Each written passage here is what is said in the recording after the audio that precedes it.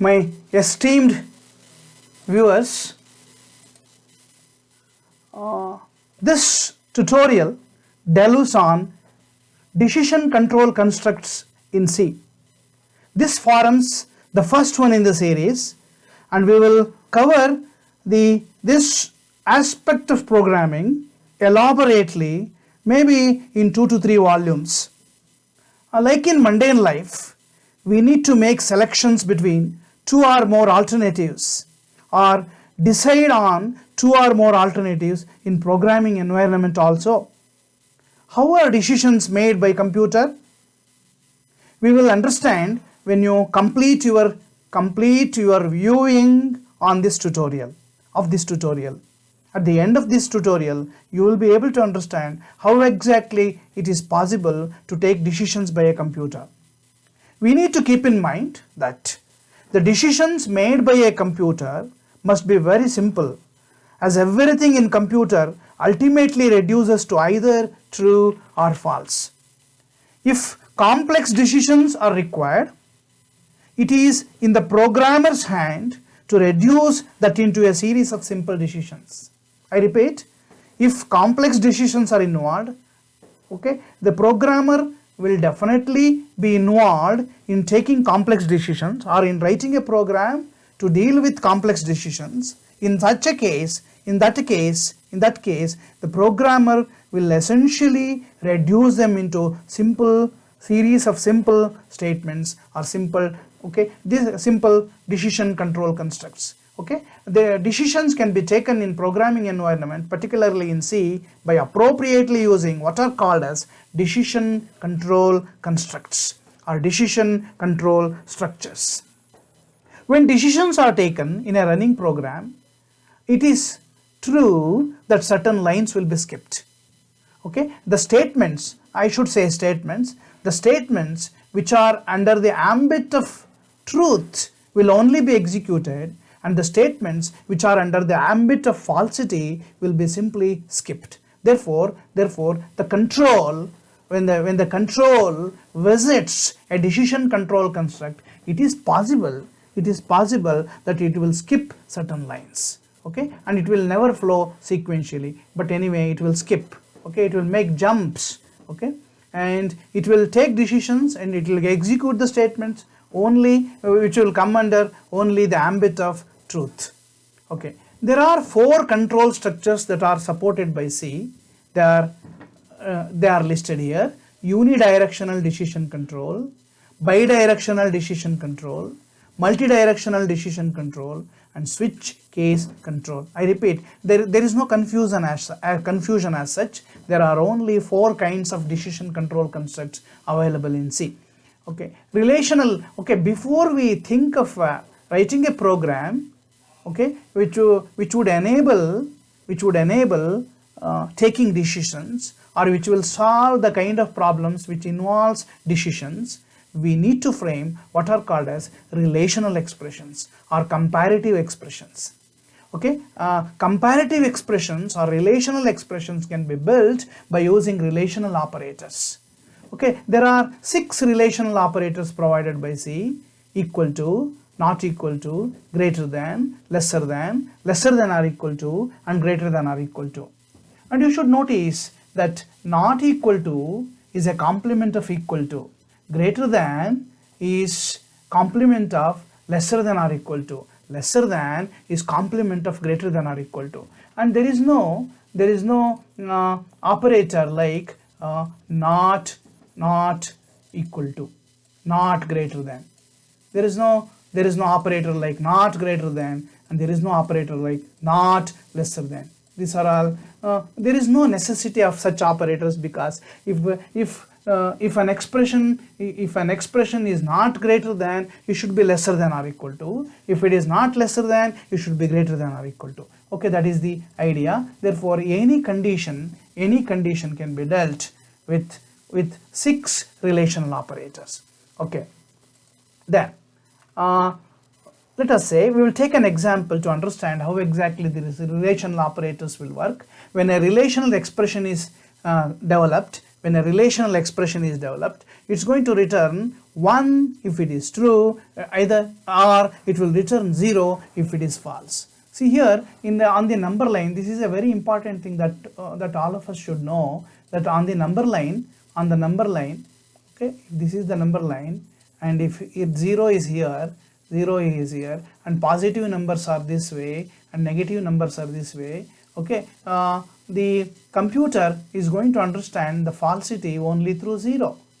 And if the numbers are negative, then also it is positive, it is true, and if the numbers are positive, then also it is true. Therefore here, as far as this example is concerned, integer a equal to 5, this is positive, this is true, and b equal to minus 3, this is also true, b equal to minus 3 is true, and a equal to 5, that is also true. Printf percentage d fashion, okay, it's going to print the truth, okay, the truth or falsity of this particular statement, a lesser than b, a lesser than b. No, it is not true, therefore we have to get 0 for this, okay, this will print 0. And percentage d, a equal to b, no, it's a is not equal to b, therefore this should also get us 0. And printf, okay, a not equal to b, yes, this is true, a is not equal to b, and a greater than b, yes, this is also true. Okay, look at this, okay, it's going to return, what we need to understand is these relational expressions or comparative expressions will always yield either 0 or 1 depending on whether the expression evaluates to falsity or truth respectively. And one more important thing that we should realize is these operators must be used very carefully. In place of double equal sign, we cannot afford to place only one equal sign. Okay, that will result in a logical build-up, logical falsity, logical mistakes, and it will be very difficult to identify such a mistake or such a bug. Okay, now we will continue with this. Okay, there are logical operators too, along with relational operators. There are logical operators. These logical operators will logically combine 2 or more relational expressions. Okay, anyway, there is relational operators can be used between a variable and a constant, a variable and an expression, and an expression and an expression, and an expression and a constant. It should not be used between a constant and a constant. It becomes very funny. Okay, it doesn't work also. Okay, we cannot question a computer, is 7 greater than 3? Okay, constants cannot be compared. Anyway, they should be used, these operators must be used between a variable and an expression, a variable and a variable, variable and a constant, constant and an expression. Anyway, and it will evaluate to either 0 or 1, however big the expression may be.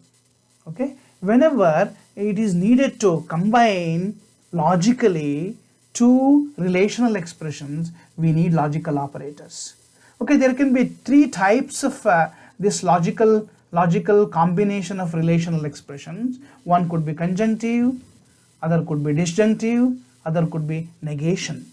Okay, and is used, the symbol used for and is 2 ampersands, it is conjunctive. Okay, or any one of these statements must be true. Okay, and not, the entire expression will be negated. Okay, not true is false, not false is true. Okay, and is used whenever, let us say, if we are verifying whether a triangle is isosceles or equilateral. If A equal to B, if side 1 equal to side B and side B equal to side C, then only it will become isosceles and comes over here. If side 1 equal to side B or side B equal to side C, then it will become equilateral. Okay, it is something like this.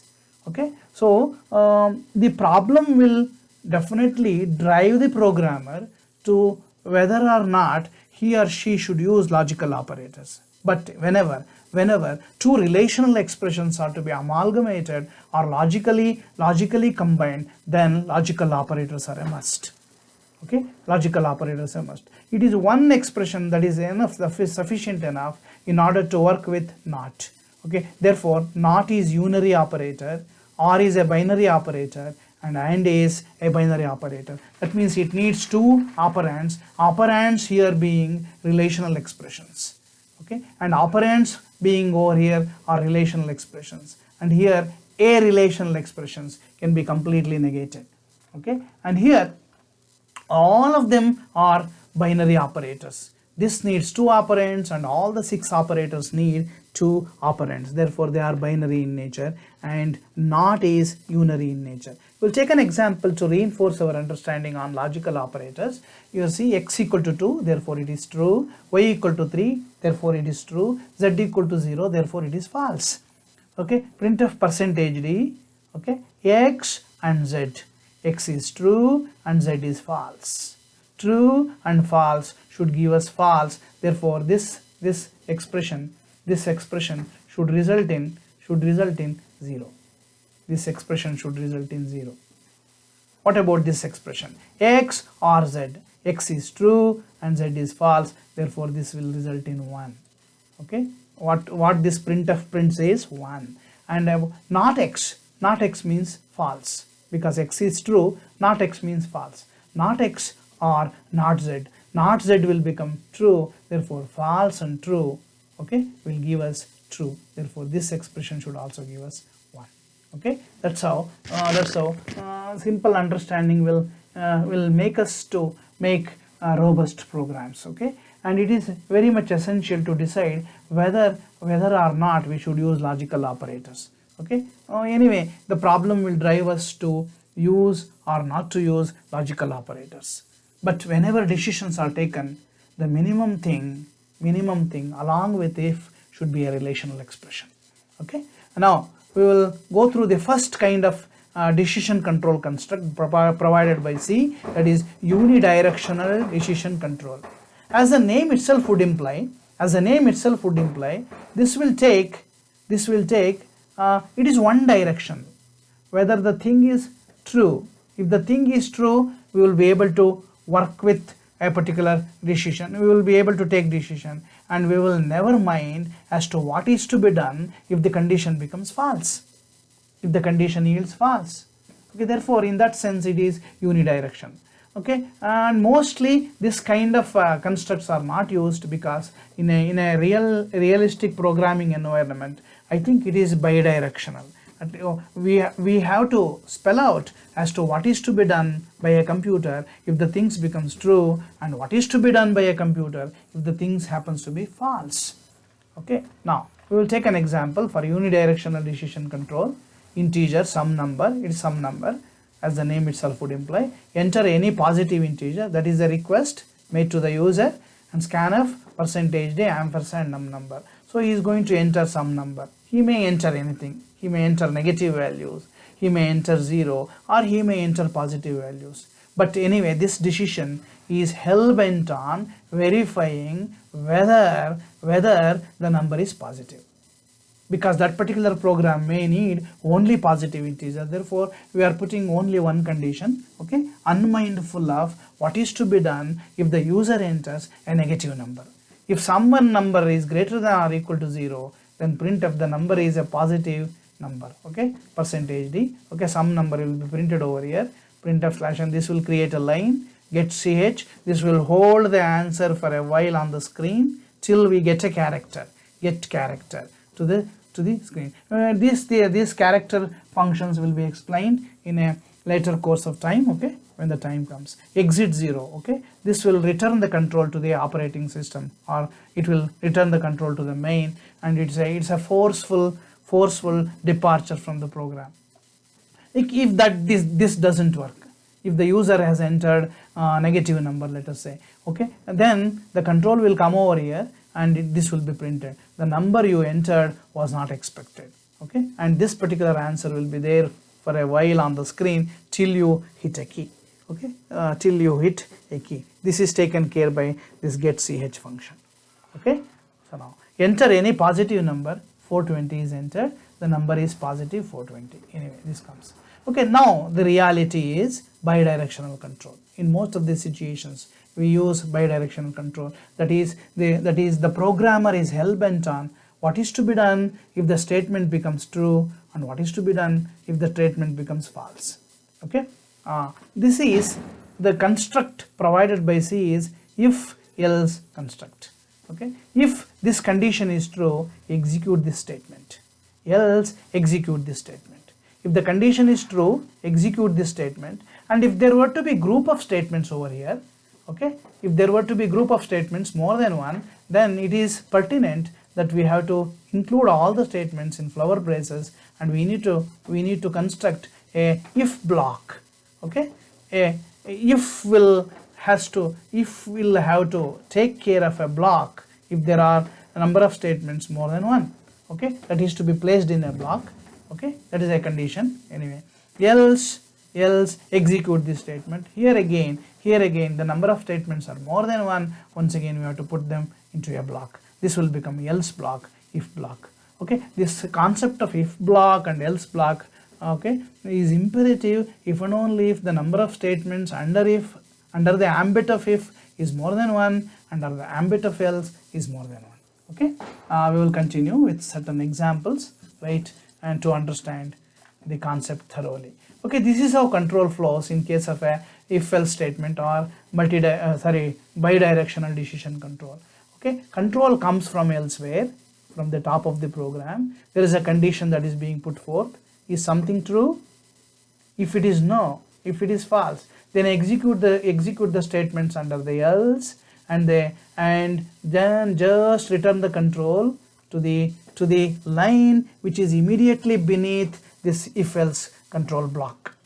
If the condition is true, then execute the statements under the ambit of F and send the control to the location just beneath the if block. Okay, either the control has to flow like this. When the control flows like this, upon the condition becoming false, it's going to skip these lines. On the other hand, if the control has to move along this path, but for condition becoming true, it is going to skip this particular statement. Therefore, whenever decisions are taken in a programming environment, certain statements or certain blocks will be skipped. This is a very important thing that we should remember. Okay, we will take the second example, a customary example, that is write a program to find the biggest among three numbers. Okay, we have included this. Okay, as I told you in the previous session, this stdio.h will take care of the print format function and scan format function. Okay, float ABC, three values are given. Okay, three values are declared.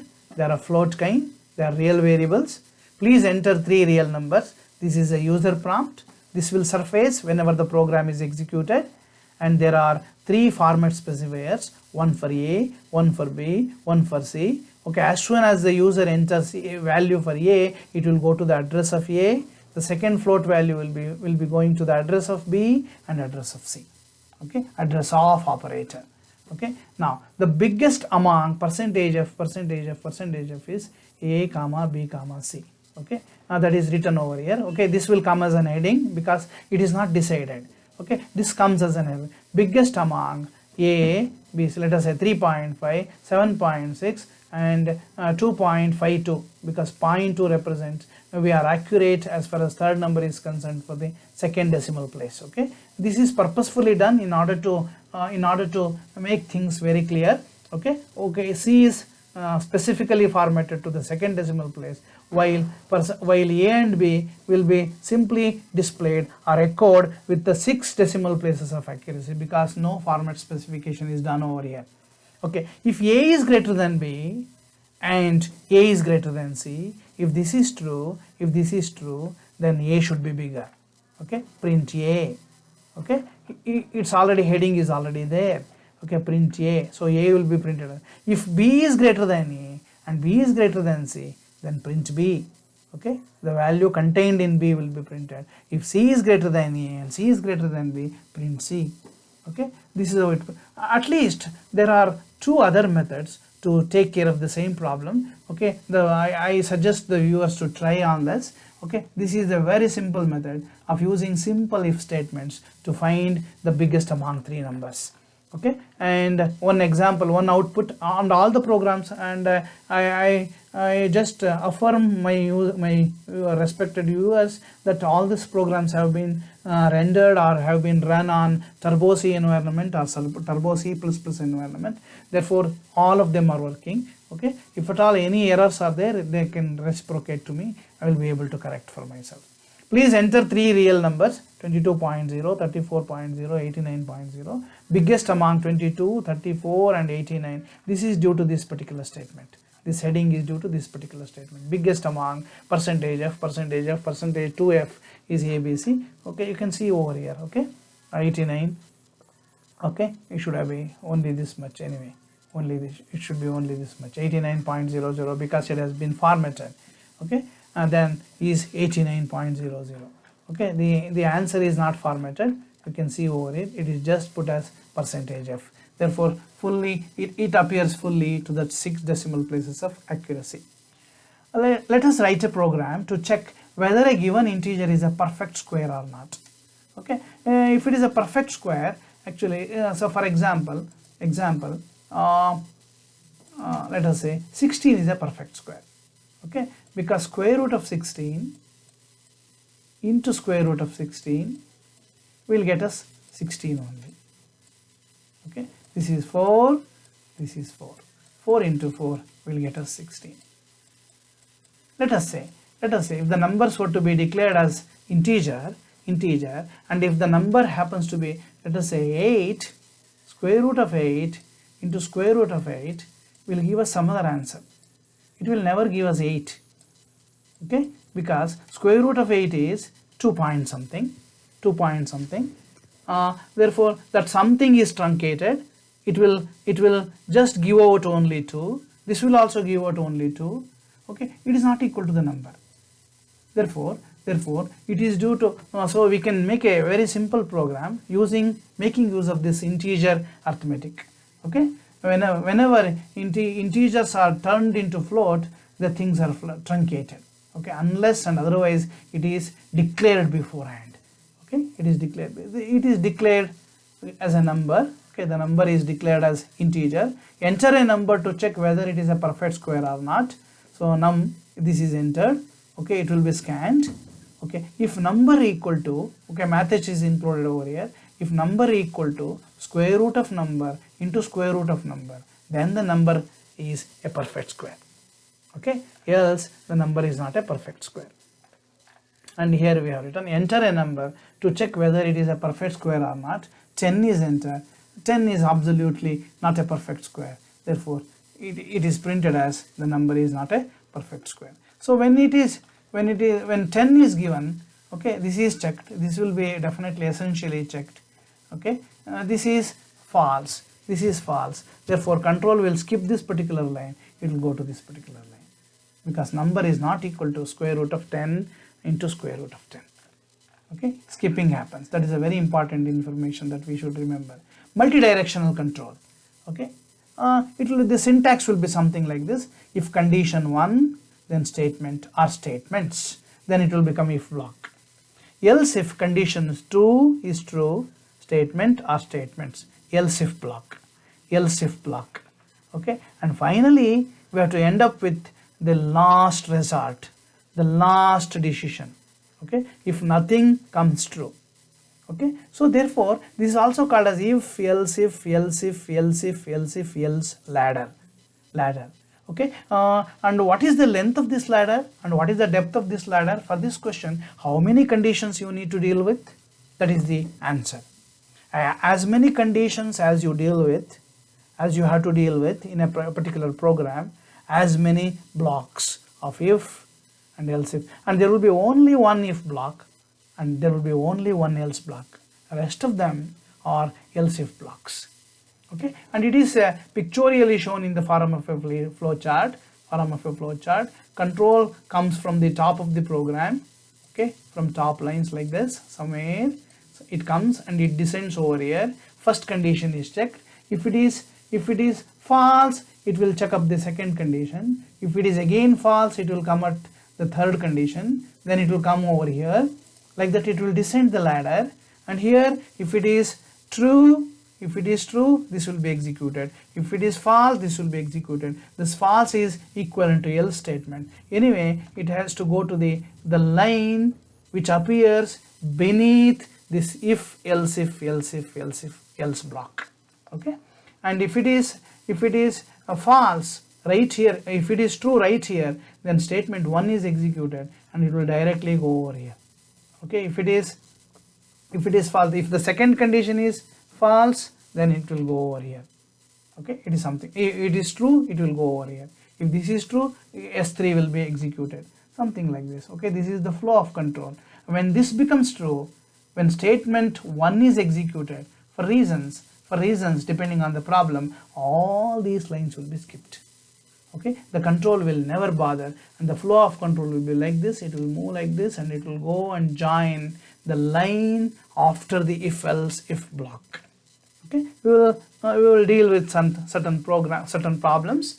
Okay, we shall write a program that reads the length of 3 sides of a triangle, checks whether the triangle can be formed out of these 3 sides, and then types the type of the triangle. Okay, this is about checking the type of a triangle. Okay, and you should know, our fundamental knowledge about triangle tells us that the sum of two sides of a triangle should always be greater than the third side. It cannot be equal to also. That means you cannot construct a triangle with 8, 4 and 4. Okay, you will draw a line for a length equal to 8, and you will put your compass for 4 centimeters, let us say, and you will draw an arc over here, and you will draw an arc over here. It will never cut. Okay, therefore the sum of the 2 sides of a triangle, should be greater than the third side. It can never be equal to also. Okay, this is the logic. Okay,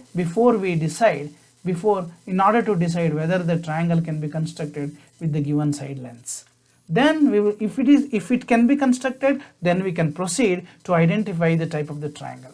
Okay, declaring the sides of the side to be of float type, float S1, S2, S3.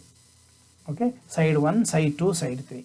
Okay, enter the 3 sides of the triangle, percentage of, okay, 3 format specifiers, data specifiers, and 3 variables. I think this should be S1. Okay, this should be S1, S2, S3. Okay, it's wrong over here, the name has been misspelled. Okay, okay, we will change that anyway. So this should be S1, okay, this should be S2, this should be S3. Okay, it is not SD3. Okay, right. Checking whether it forms a triangle. First check, this is to be done. If S1 is greater than or equal to S2 plus S3, okay, S2 is greater than S1 plus S2, S3, S3 is greater than or equal to S1 plus S2. Okay, this S3 as a side alone cannot be greater than even equal to the sum of the other two sides. Therefore, triangle cannot be formed. Okay, that is the statement, that is the decision that is being taken. Else, if this is not true.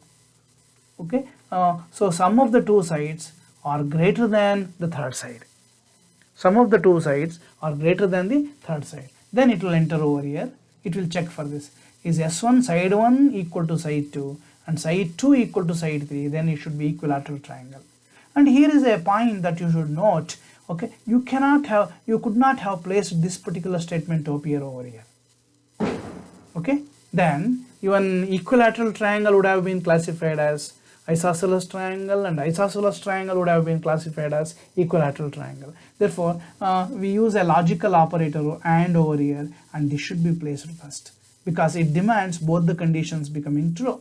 S1 should be equal to S2 and S2 should be equal to S3. All the sides must be equal, then only it can be called as an equilateral triangle. Now I suggest our respected viewers to try this, put this statement here and then check.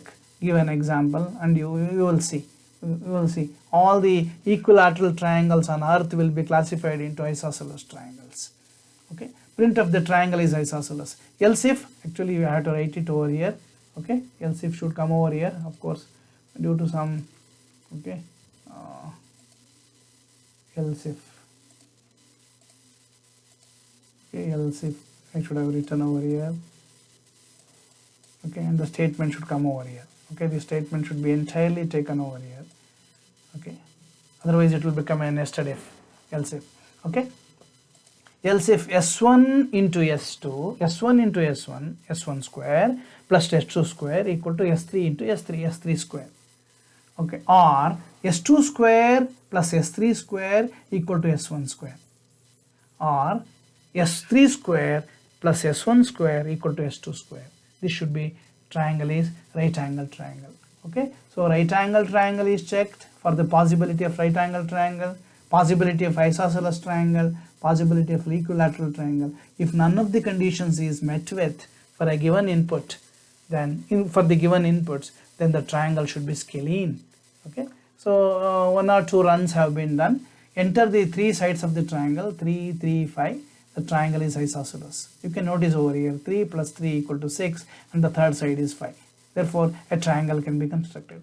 Enter the 3 sides of the triangle, 12, 4, 4. 12 is bigger than 4 plus 4, that is 8. Therefore, triangle can never be constructed. Therefore, this is the decision that has been taken by the computer.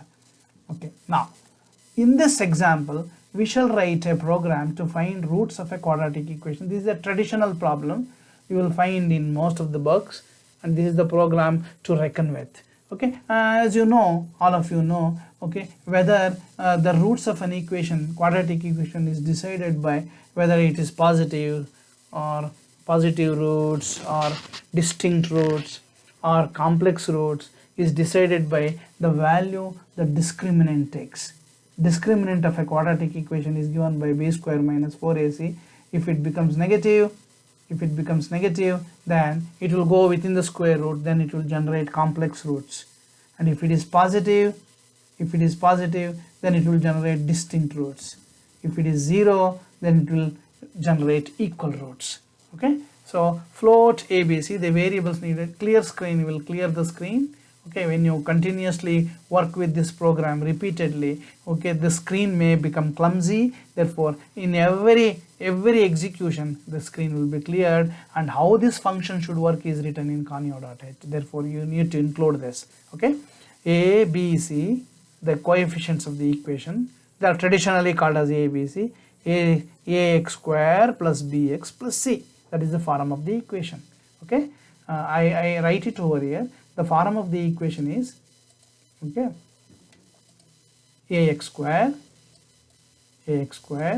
plus bx plus c. Okay, and we need to try for all possible roots. Okay, all possible roots we have to execute for all possible roots. That is the crux of this problem, and the logical entity here is the discriminant. The kind of roots is decided by the kind of discriminant, whether it is positive, negative or 0. Okay, enter the coefficients of quadratic equation. Of course, they are floats. If a equal to 0, b equal to 0 and c equal to 0, or a equal to 0, b equal to 0 or c equal to 0, it doesn't satisfy the form of the equation, because a is 0, it will never remain to be equation of this form. That's all. Okay, in order to check, okay, the kind of equation that is to be dealt with. Okay, the equation is not possible, else you calculate the discriminant, b square minus 4ac. Okay, if discriminant is greater than 0, you will get 2 real and distinct roots.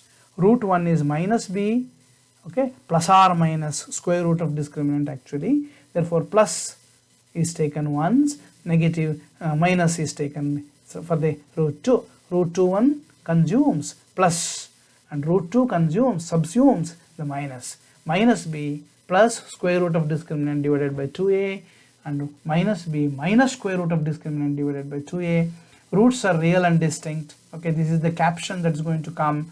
Root 1 is percentage of root 1 and root 2 is percentage of root 2. Okay, the values, respective values will be placed over here. Okay, with 6 decimal places of accuracy, because we have not done any formatting. Okay, right. Else if discriminant is less than 0, then we will have complex roots. Okay, whenever we deal with complex roots, we have to separate the real part and the imaginary part. Okay, real part is minus b by 2a and the imaginary part is square root of absolute value of discriminant, because discriminant becomes negative and we cannot find square root of a number which is negative. Therefore, it will be forcefully converted into a positive value and then the value is taken. Then I is attached to that. Okay, for the imaginary part. You can watch over here. You can look at this particular two statements. First complex root is percentage f, real part will go over here, plus I into percentage f, I percentage f. So so the imaginary part will go and sit over here in this format specifier. The second complex root is f percentage f, real part will go, minus will come over here, I into percentage f, imaginary part will go over here. Okay, this is done, printf is done in order to get a notion of complex roots. Okay, real part plus I times imaginary part. One positive root, other one is second negative complex root. Okay, printf the roots are equal. Okay, otherwise if it is not negative or if it is not greater than 0, then it should be equal to 0. In such a case, the thing within the root will go to 0, will become 0, and what remains is minus b by 2a, and both the roots are equal. The roots are percentage f and percentage f, root, whatever that we get. Okay, we have run this program. Enter the coefficients of quadratic equation 1, minus 4 and 4. So it is x square minus 4x plus 4. Okay, so it is x minus 2 whole square. Therefore roots are equal, 2 and 2. And enter the coefficients of quadratic equation, x square minus 5x plus 6. It should be 3 and 2. Okay, 3 2s are 6, and okay, minus 3 and minus 2. Okay, x minus 3 into x minus 2. Therefore, x minus 3 into x minus 2. Okay, when they are sent that side, it will become positive. The roots are real and distinct. Okay, it is 3 and 2. Enter the roots of quadratic equation, coefficients of quadratic equation. It should be coefficients of quadratic equation. Yeah, enter the coefficient of quadratic equation. Okay, it is mistaken over here. It should be enter the coefficients of quadratic equation, 5, 8 and 9. Okay, it has to give us complex roots. First complex root is 0.8 minus 0.8 into plus I into 10. This is the real part and this is the imaginary part. Second complex root is 0.8 into minus I into 10 point. Okay, this should be minus I once again. If it is minus value is there, and here also it should come to be minus value.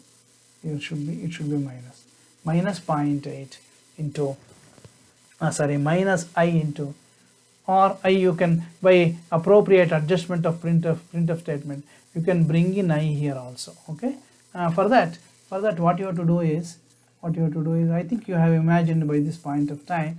Okay, you place I over here, percentage of, by the side of percentage of, you can place I, so that it will appear naturally when the results are printed. Okay, now this program identifies the type of character entered through the keyboard. You must realize whenever the keyboard is pressed, okay, in order to get the print of that particular character, okay, it will generate what is called as 8-bit scan code. Okay, with 8-bit scan code, it is possible to generate 2 to the power of 8 unique characters and minus 1 to accommodate all zeros, all 8 bits to be zeros. Therefore 255 characters can be generated. Among them there are printable characters, non-printable characters, special characters, and alphabets, capital letters, small letters, digits, and everything is accommodated. Okay, therefore this program, as soon as you hit the key, this program should identify whether it is a lowercase alphabet or uppercase alphabet, or it is a numeral. Rest of them should be special characters. Okay, hit any character from the keyboard. %C, &CH. %C is a format specifier to consider or to represent the character kind of data. Okay, character kind of variables. Okay, if CH is greater than or equal to 65 and ch lesser than or equal to 90, okay, it should be capital uppercase alphabet, because A is 65, Z is 90, okay, Z is 90, capital Z is 90. You have typed a capital letter percentage, see whatever the user types, it will be printed over here, because character is the variable which holds the key pressed by the user. Else if the character is greater than or equal to 97 and character is lesser than or equal to 122, it should be a lowercase alphabet. And we could have also written over here simply, okay, because this program is written in order to drive our viewer to understand, listener to understand the significance of ASCII values. Okay, here I could have written if okay, ch is greater than or equal to capital A and ch less than or equal to capital Z, then you could have printed. Then also it's possible to get it. And in the same token here also, so this will obviate us, okay, this will delimit us not to know the ASCII values. It's not necessary to know the ASCII values. This is one way, this is the other way. And here also once again, else if ch is greater than or equal to small a, lowercase a, and ch lesser than or equal to lowercase z, then you have typed small letter, okay, whatever the letter that is being typed. Okay, if ch is greater than or equal to 0 in quotes and ch lesser than or equal to 9 in quotes, then you have typed a digit. That also you can find. And whatever the other keys is going to use to be hit by the user, they should fall under special characters. Okay, so therefore else you have typed a special character. So if, else if, else if, else. Okay, this is the nature of, this is the format of if, else if, else if, else ladder. Okay, so when this thing becomes true, only this particular statement is executed, and the control, okay, after executing this statement directly comes over here and it will say thank you. Okay, so this is the flow. So in the melee it would have skipped this statement, okay, the state or else if block, if it were to be a block, entire blocks will be skipped. Okay, therefore whenever under the decision control construct will always control the signal that will flow in a program. Okay, so it enables skipping of the signal or skipping of the control here and there, because it will execute only that particular statement, okay, which is true, which is under the ambit of truth.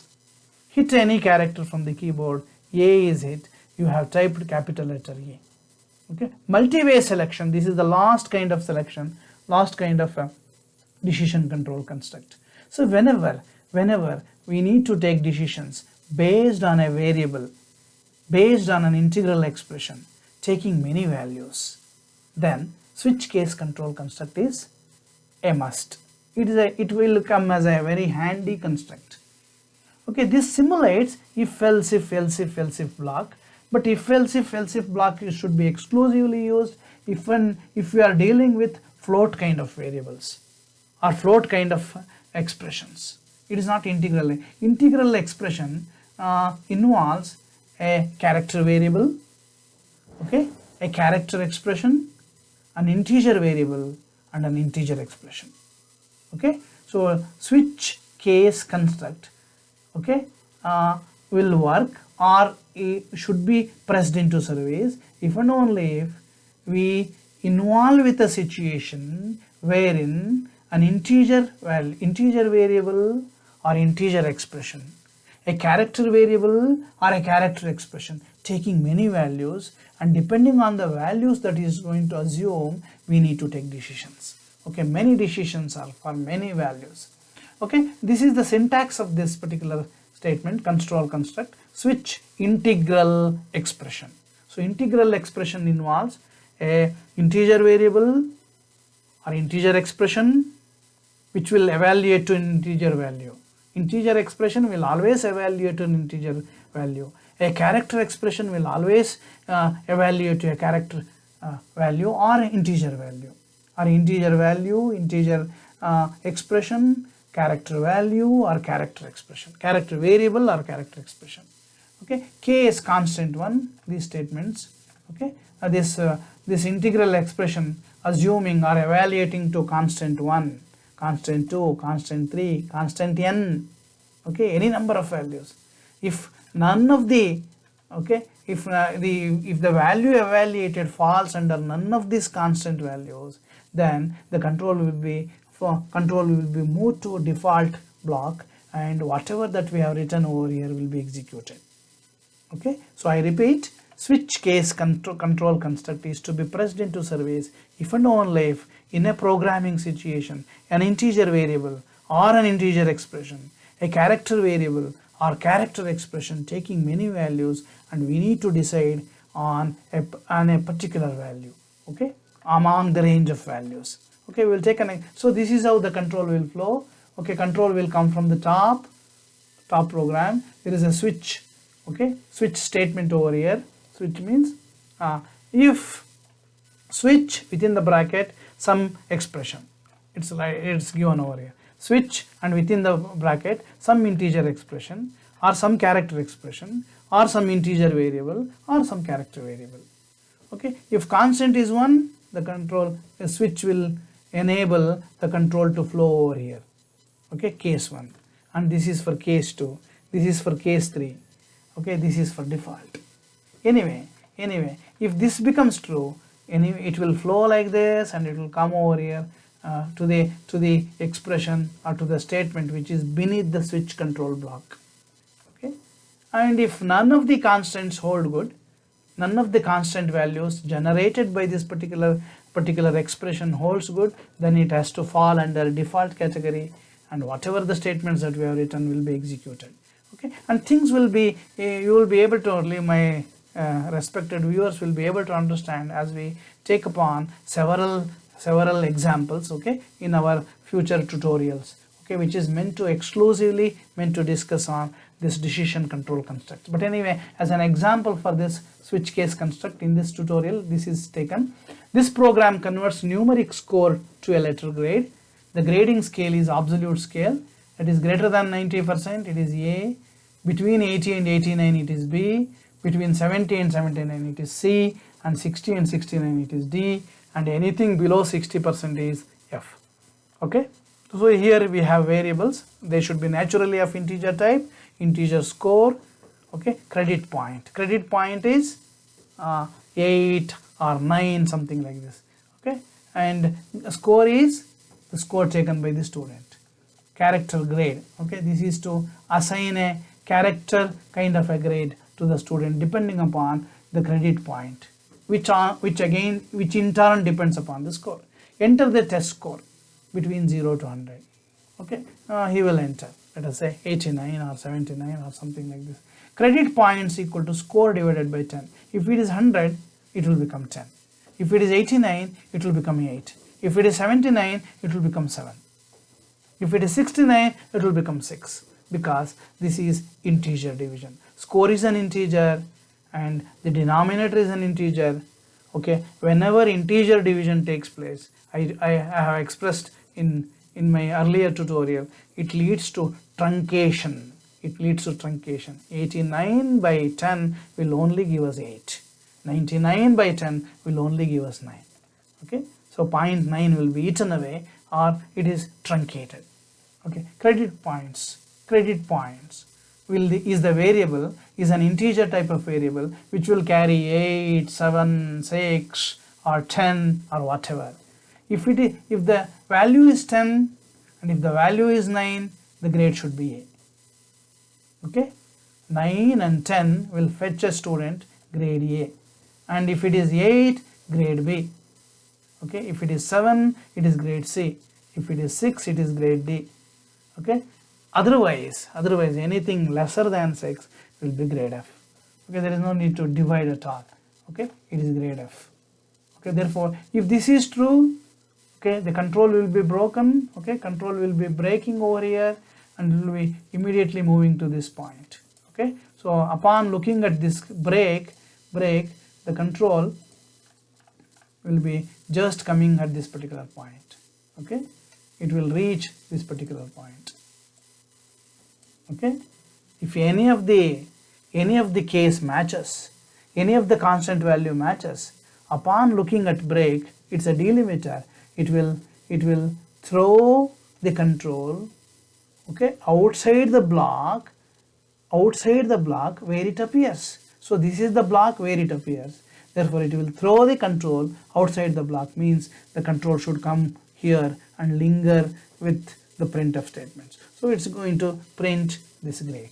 Okay, this is how it works. So we have in this particular tutorial, we have just introduced decision control constructs, and as to how they work, with a few examples we have covered around 7 examples over here to illustrate the working of 4 different constructs. Okay, in the next tutorials, next 2 tutorials I suppose, we will deal with all possible kinds of problems where decision control constructs are essentially used. Until then,